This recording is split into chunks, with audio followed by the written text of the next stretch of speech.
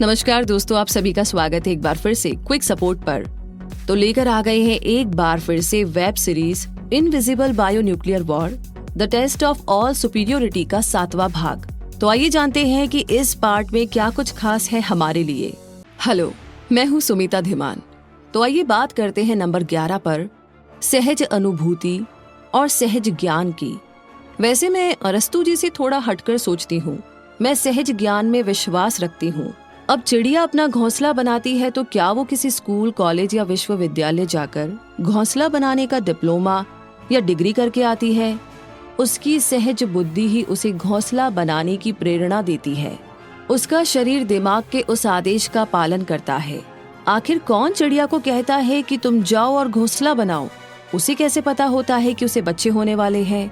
इन चिड़ियों और जानवरों को कौन ये सब बताता है कि अब घोंसला बनाओ, अब प्रवास पर जाओ, अब अपने बच्चों को अपने झुंड से बाहर करो? शेरनियां, हथनियां अपने बेटों को कुछ समय के बाद अपने झुंड से बाहर निकाल देती है। कौन इन जानवरों को सिखाता है कि अपने बच्चों का पालन पोषण करना है? समुद्र की मादा कछुआ, जो सिर्फ समुद्र में ही रहती है, समुद्र से बाहर आकर रेत में अपने बच्चों को जन्म देती है। कौन उसे इस बात के लिए प्रेरित करता है कि रेत में अंडे दो, और उसके बच्चे अंडे से बाहर निकलते ही अपने आप बिना किसी के समझाए समुद्र की ओर चल पड़ते हैं? मेरा इंसानों के लिए सहज ज्ञान से मतलब है कि इंसान का बच्चा पैदा होते ही हर तरह की कला, विद्या, ज्ञान में निपुण हो। अगर पैदा होते ही दिल, फेफड़े, जिगर, पेट, आंखें, कान अपना काम शुरू कर देते हैं तो दिमाग क्यों नहीं?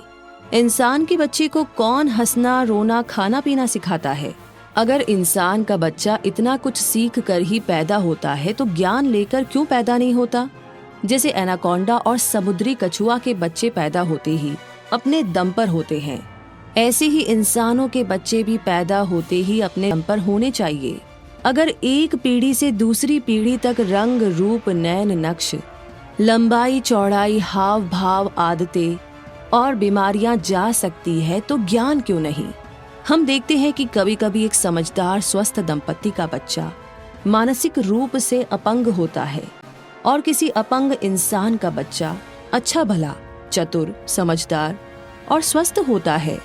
एक समझदार, स्वस्थ दंपति का बच्चा मानसिक रूप से अपंग क्यों हो गया? सब मामला जीन्स का ही है। इंसानों में जीन्स किसी भी काम के लिए ब्लूप्रिंट की तरह होते हैं। तो इसे समझने के साथ अब आगे बात करते हैं नंबर 12 पर, हम पढ़ाई लिखाई की। जैसे शरीर को सभी तरह के तत्वों की जरूरत है सही काम करने के लिए, ऐसे ही दिमाग को भी सभी तरह के ज्ञान, विद्या, कला, जानकारी की जरूरत है। हिंदी पढ़े हुए को सिर्फ हिंदी का ही ज्ञान होगा, इतिहास पढ़े हुए को सिर्फ इसी विषय का ज्ञान होगा, मैथ पढ़े लिखे को सिर्फ मैथ का ही ज्ञान होगा। तो फिर क्या फायदा हुआ प्रकृति की इतनी विभिन्नता का, विशालता का और हमारे जागरूक, जिज्ञासु और बुद्धिमान होने का, अगर हम इंसान होकर भी प्रकृति की सुंदरता, विशालता, भव्यता ना देख पाए और ना उसे समझ पाए? आखिर इस प्रकृति की छानबीन करने और खंगालने के काबिल तो सिर्फ हम ही हैं।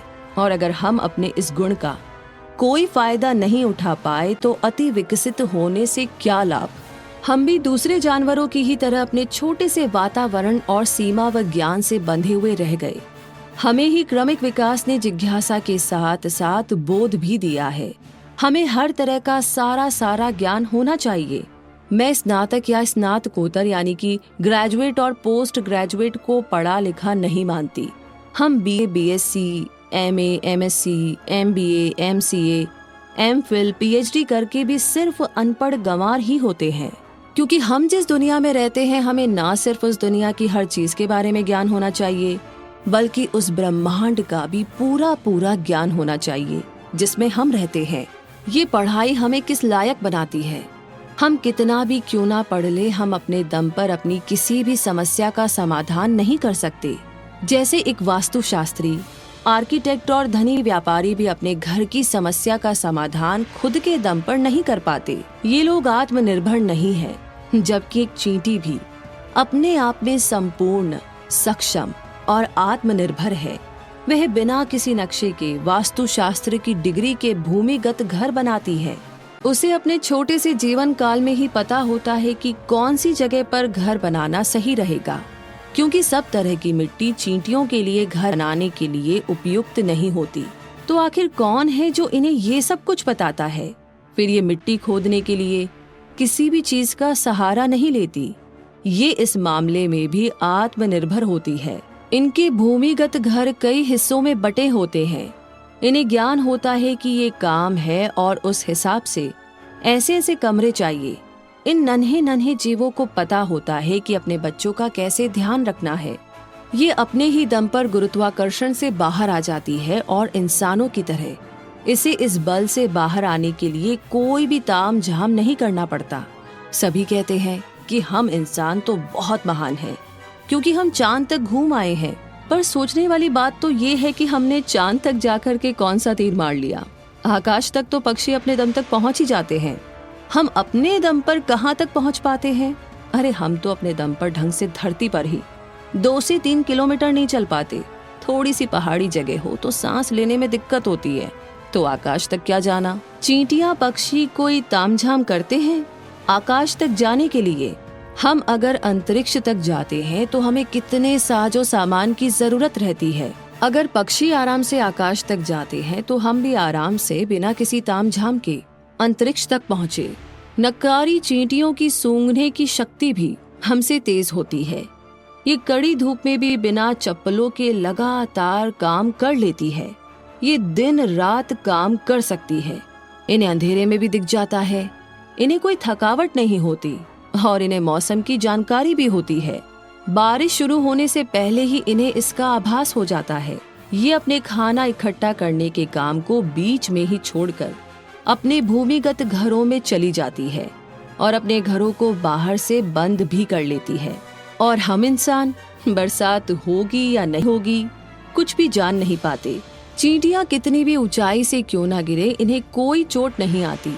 और हम इंसान, तो सवाल ये है कि आखिर चींटियों को खाना इकट्ठा करने के बारे में कौन समझाता है? इन्हें कौन बताता है कि अब सर्दी है, अपने अपने घरों से बाहर न निकलो? इन्हें कैसे पता होता है कि ये ठंड में मर जाएगी? फिर इन्हें कौन बताता है कि अब मौसम ठीक है, अपने घरों से बाहर निकलो?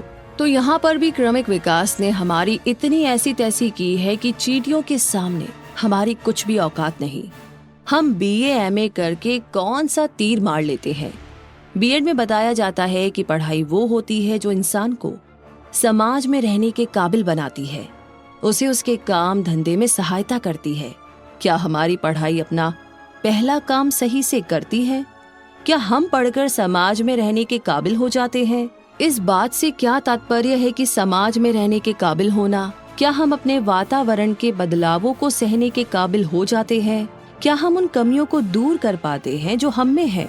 अब जैसे मैंने साइंस पढ़ी है और कोई मुझसे पूछ ले कि सिखों का क्या इतिहास है, अभी मैं पंजाब में ही रहती हूँ, क्या इस सवाल का जवाब दे पाऊंगी? हमारे धर्म ग्रंथ क्या कहते हैं? यह पुराण उपनिषद क्या है? प्लासी का हल्दी घाटी का युद्ध क्यों हुआ? अगर मेरे किसी वाहन में कोई दिक्कत आ जाए तो क्या मैं उसे ठीक कर लूंगी? कोई मुझे किसी कला या नृत्य शैली के बारे में पूछ ले, कोई मुझसे मैथ्स इकोनॉमिक्स पर पूछ ले, समाज में रहते हुए किसी चीज की जरूरत नहीं होती। हमें ही क्रमिक विकास ने जिज्ञासा के साथ साथ बोध भी दिया है। जैसे शरीर को हर तरह के खाने की, पौष्टिक खाने की जरूरत है, ठीक ऐसे ही हमारे दिमाग को भी हर तरह के ज्ञान की जरूरत है। हम इंसान हैं, हमें पता है कि विज्ञान, गणित, अर्थशास्त्र, इतिहास जैसे विषय होते हैं। हमें पता है कि आयताकार, वर्गाकार, त्रिकोण, त्रिभुजाकार, वृत्त जैसी आकृतियां होती है। हमने 10वीं तक गणित भी खूब पढ़ी है। हमें बस इन आकारों का ज्ञान भर ही है। अगर कोई कह दे कि अभी 2 सेंटीमीटर गुणा 2 सेंटीमीटर का वर्ग बनाओ, तो क्या हम अपने हाथों से बिना स्केल की मदद लिए ऐसा वर्ग बना सकते हैं? अगर कोई कह दे कि 2 सेंटीमीटर व्यास वाला कोई सर्कल बनाओ, तो क्या हम बना लेंगे बिना किसी स्केल या प्रकार की मदद से? अब मधुमक्खियों को भी किसी तरह के आकार की जानकारी नहीं होती, तब भी वो अपने छत्ते के सारे खाने बखूबी से एक ही आकार के और एक ही डिजाइन के बनाती है। मधुमक्खियां बड़े ही सुचारू ढंग से बेंजीन रिंग की तरह के खाने बना लेती है, बिना किसी नाप के, बिना किसी फुट्टे का इस्तेमाल किए। केमिस्ट्री पढ़ने वालों को बेंजीन रिंग के बारे में अच्छी तरह से पता है, फिर भी कोई भी छात्र बिल्कुल सही बेंजीन रिंग नहीं बना पाता। पेपर में बिल्कुल सही बेंजीन रिंग बनाने के अलग से 5 नंबर मिलते हैं, पर फिर भी कोई भी छात्र ऐसा सही आकार नहीं बना पाता, जबकि नन्ही नन्ही पूरी तरह से अनपढ़ मधुमक्खियां, जिन्हें तरह तरह के आकारों के बारे में ज्ञान भी नहीं, बिल्कुल सटीक बेंजीन रिंग बना लेती है।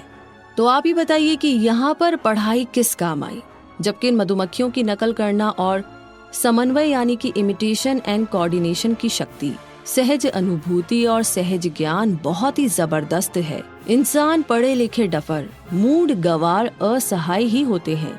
ना ही हम अपने शरीर को और ना ही हम अपने दिमाग को सही ढंग से चला पाते हैं। तो पढ़ाई लिखाई की बात करने के बाद अब नंबर 13 पर बात करते हैं भ्रम और उलझन की, यानी कि कंफ्यूजन और मिसअंडरस्टैंडिंग। ये भी उच्च कोटि का ऐसा गुण है जो इंसानों में ही पाया जाता है। इंसानों को अक्सर गलतफहमी हो जाती है। क्या कंप्यूटर्स को कोई गलतफहमी या भ्रम होता है? अभी के कंप्यूटर के पास आर्टिफिशियल इंटेलिजेंस होती है और हम इंसानों के पास रियल इंटेलिजेंस। अगर हमें भ्रम, उलझन, गलतफहमी होती है तो क्या हमारी इंटेलिजेंस, बुद्धिमत्ता वाकई में सही तरीके से काम कर रही है? अगर हम कंप्यूटर को कोई प्रश्न पूछते हैं तो वो उस समस्या के सभी संभव विकल्पों यानी कि पॉसिबल ऑप्शंस के बारे में बता देता है, तो हमारा दिमाग स्थिति के हिसाब से क्यों सारे फैक्टर ध्यान में रखकर कोई सही उचित फैसला नहीं ले पाता है? ज्यादातर लड़ाई झगड़ा भ्रम उलझन की वजह से ही होते हैं। हमारे में जबरदस्त ढंग से भविष्य के बारे में पूर्वानुमान लगाने की काबिलियत होनी चाहिए, क्योंकि हर इंसान का व्यक्तित्व, शख्सियत तयशुदा होती है। हमें उसके स्वभाव का पता होता है। हमें इतनी काबिलियत और बुद्धिमत्ता होनी चाहिए कि हम किसी भी इंसान को लेकर सही अनुमान लगा सके कि इस बात को लेकर कोई कैसे कैसे प्रतिक्रिया कर सकता है। जैसे केमिकल रिएक्शंस के बारे में तयशुदा होता है कि अगर ये रिएक्टेंट्स है और ये उस रिएक्शंस की कंडीशंस है तो यही प्रोडक्ट बनेंगे। या दूसरे शब्दों में अगर हम कहें तो दूध में चाय पत्ती डालते हैं तो हमें पता होता है कि इस दूध से चाय बनेगी, और अगर हम दूध में कॉफी डालेंगे तो हमें पता होता है कि इस दूध से कॉफी ही बनेगी। अगर हम दूध में दही डालेंगे तो उससे दही बनेगा। ठीक ऐसे ही हम भी किसी के बारे में सही अनुमान लगाने के काबिल होने चाहिए। पहले से ही सब जानवरों के पास 5 इंद्रियां हैं। हमारे पास भी अगर वो 5 इंद्रियां ही हुई तो विकास कहाँ हुआ? अरबों सालों से सिर्फ एक ही तरह की इंद्रियां क्रमिक विकास में फिट किए जा रही है। ताजुब की बात है। हमें छठी इंद्री भी होनी चाहिए जो हमें हर भ्रम, उलझन और गलतफहमी से बचाए। पक्षी, जानवर और मछलियां हर साल प्रवास करती है। क्या उन्हें कोई भ्रम, उलझन और गलतफहमी होती है? वो हर साल ठीक उसी जगह पर सही समय पर पहुंच जाती है। क्या सच में उन्होंने कोई अलार्म और जीपीएस अपने दिमाग में फिट किया होता है? हमारा शरीर अनगिनत रसायनों से भरा पड़ा है। हमारे शरीर में लगातार अनगिनत रासायनिक प्रतिक्रियाएं होती रहती है। हर रासायनिक प्रतिक्रिया के अपने खास रिएक्टेंट्स होते हैं और हर रासायनिक प्रतिक्रिया के अपने खास एंजाइम और दबाव ताप होते हैं। अनगिनत रासायनिक प्रतिक्रियाओं की सारी जानकारी दिमाग के पास होती है और ये प्रतिक्रियाएं खुद ब खुद शरीर में होती ही रहती है। चाहे हम जाग रहे हो या सो रहे हो, दिमाग कभी भी एक रासायनिक प्रतिक्रिया की कंडीशंस को दूसरी रासायनिक प्रतिक्रिया की कंडीशन से कंफ्यूज नहीं करता, मिक्स नहीं करता। अगर दिमाग ऐसे भ्रमित होने लगे तो इंसान का अस्तित्व ही मिट जाएगा। दिमाग तो कई बहुत ही सुपर फास्ट केमिकल रिएक्शंस को भी नियंत्रित कर लेता है। यह रासायनिक प्रतिक्रियाएं 1 सेकंड से भी कम समय में पूरी हो जाती है। अगर दिमाग लगातार बिना रुके, बिना थके इन सैकड़ों और हजारों तरह के रसायन या रासायनिक प्रतिक्रियाओं को संभालता है तो रोजमर्रा के कामों को क्यों ढंग से नहीं कर पाता? इन कामों की गति भी बहुत ही कम होती है और हम बहुत ही कम समय के लिए ही काम करते हैं, क्योंकि हम सोते हैं, नहाते हैं, खाना खाते हैं, दोस्तों से बातें करते हैं और टीवी आदि में अपना समय व्यतीत कर लेते हैं। बहुत कम समय के लिए ही कोई भारी जिम्मेदारी का काम इंसान को होता है और वो भी सही ढंग से नहीं कर पाता। सोचिएगा इस बारे में। और आगे बढ़ते हैं और बात करते हैं प्रवासी जानवर और जहाज चलाने वाले।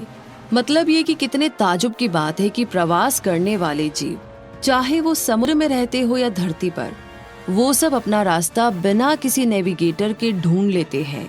अभी इन जीवों के पास इंसानों जैसा अति विकसित, करोड़ों सालों में संशोधन के साथ अवतरण यानी कि डिसेंट विद मॉडिफिकेशन वाला दिमाग नहीं होता। वहीं दूसरी ओर हम इंसान जो अपने दिमाग का व्याख्यान करते हुए सांस नहीं लेते, क्या वो बिना नेविगेटर के मदद के शिप और एयरक्राफ्ट चला सकता है? जैसे यह प्रवास करने वाले नाजुक पक्षी, जीव जंतु अपना ठिकाना, मंजिल और लक्ष्य ढूंढ लेते हैं, क्या एक पढ़ा लिखा पायलट और कैप्टन बिना किसी यंत्र की सहायता के, कैलकुलेशंस के अपना गंतव्य ढूंढ सकता है? इन प्रवास करने वाले जीवों को ये भी पता नहीं होता कि उन्हें किस देश, शहर या जगह पर जाना है। कोई नाम पता नहीं पता होता। उन्होंने कोई ज्योग्राफी की, जलवायु की कोई पढ़ाई नहीं की होती। इन प्रवासी जानवरों को तो ये भी पता नहीं होता कि देश, शहर क्या होते हैं, पर वह हर साल सफलतापूर्वक अपने गंतव्य पर पहुंच जाते हैं, बिना किसी की मदद लिए, बिना अता पता पूछे, बिना किसी वाहन की मदद के। और हम इंसान शिप और एयरक्राफ्ट बनाकर के ही खुद को 30 मारखान समझते हैं।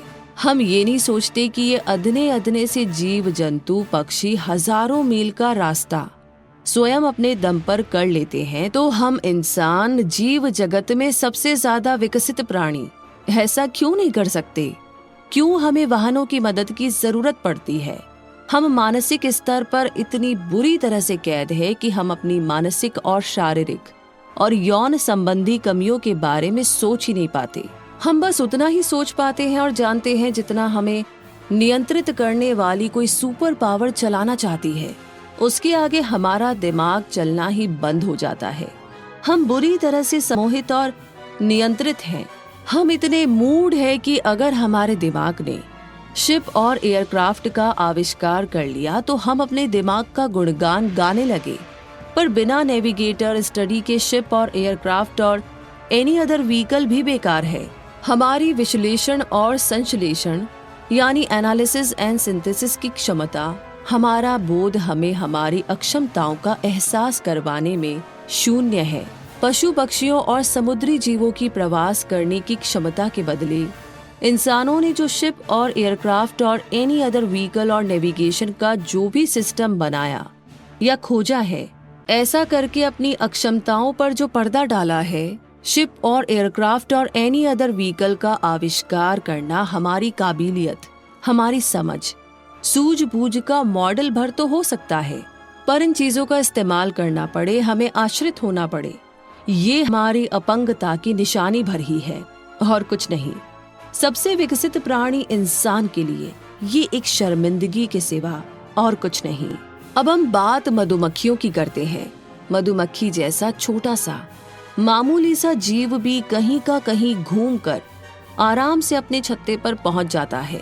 उनका रास्ता ढूंढने का एक बहुत ही वैज्ञानिक और व्यवस्थित, बहुत ही विकसित तरीका है उनके दिमाग में।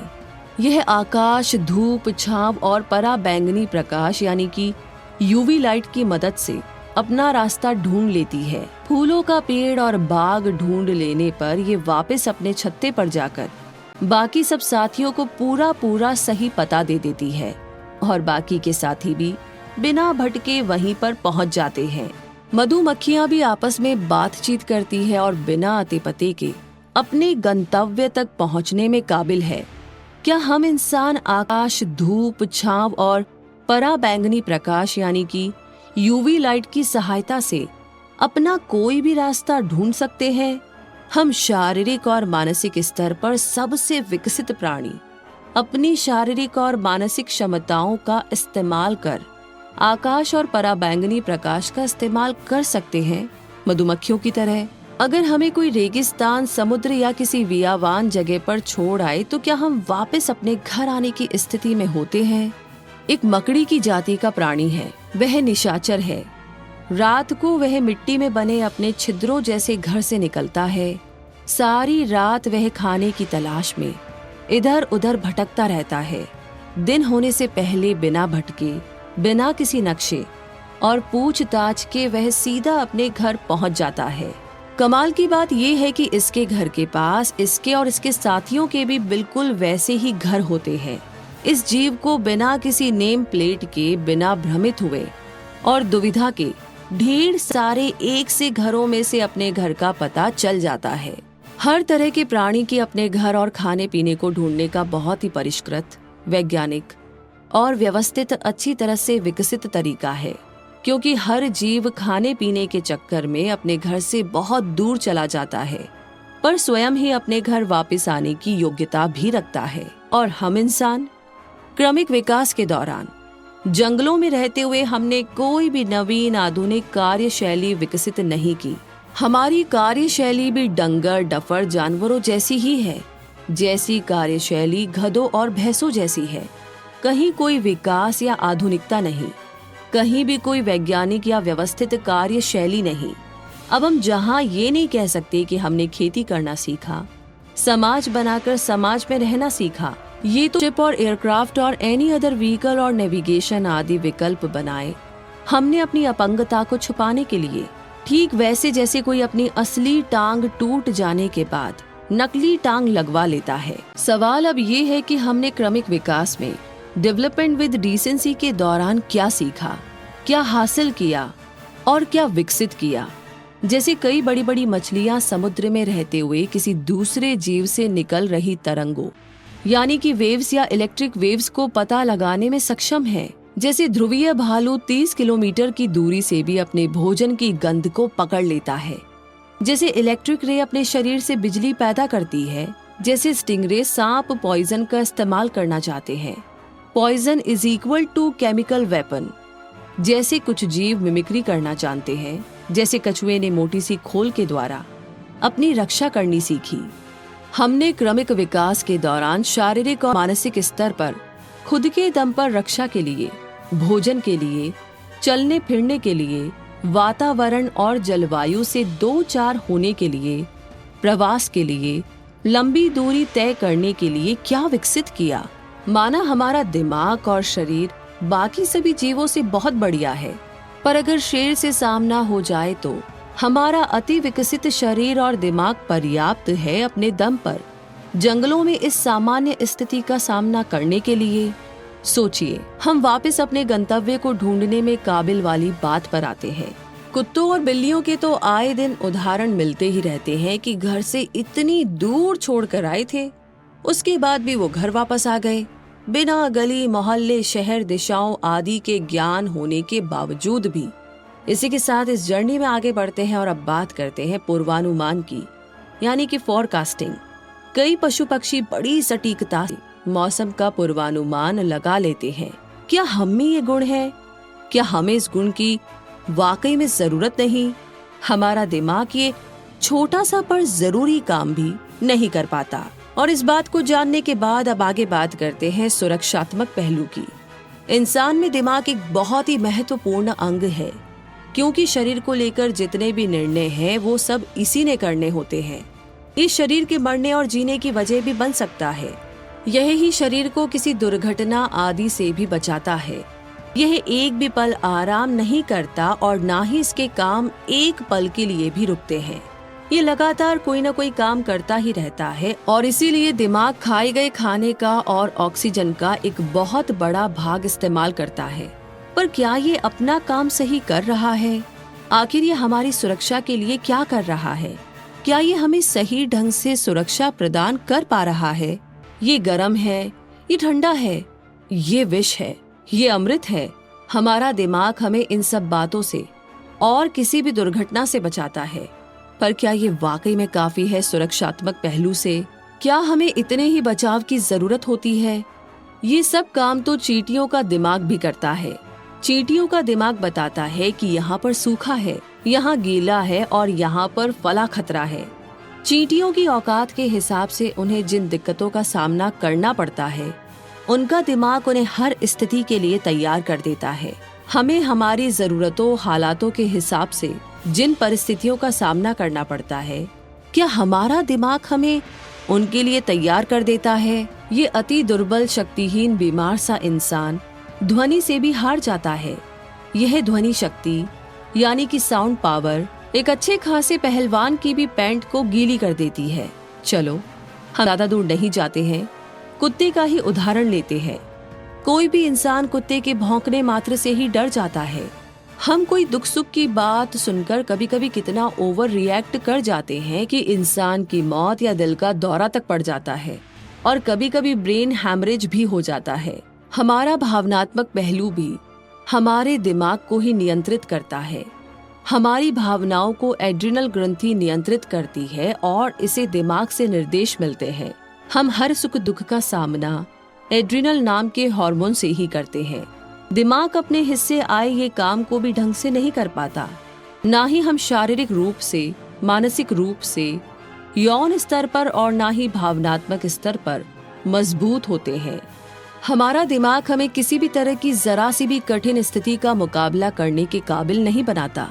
थोड़े से ही गम पर हम खाना छोड़ देते हैं, उदास हो जाते हैं, बीमार रहने लगते हैं।